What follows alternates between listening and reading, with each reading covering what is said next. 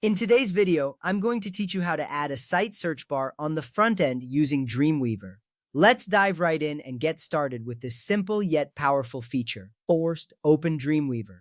This is your primary tool for web design and development. With Dreamweaver open, you'll have access to a host of features that make coding more intuitive and efficient. Next, open your HTML page. This is the specific file where you want to add the search bar. Make sure you have the correct file selected, as this will be the location where the search functionality is implemented.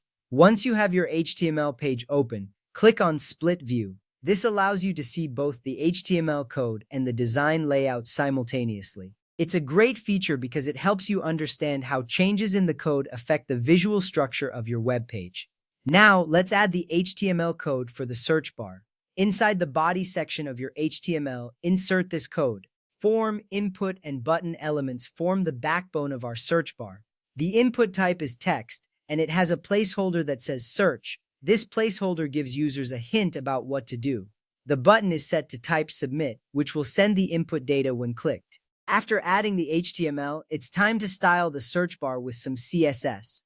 Head to the head section of your HTML document and insert the following style tags. This CSS gives both the input and button elements a padding of 10 pixels. Padding is essential here because it makes the search bar look spacious and user-friendly.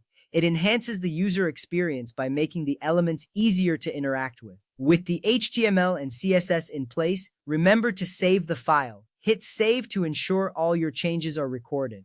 This is important because unsaved work can be lost if the program unexpectedly closes. Once your work is saved, click on Live View or simply press F12.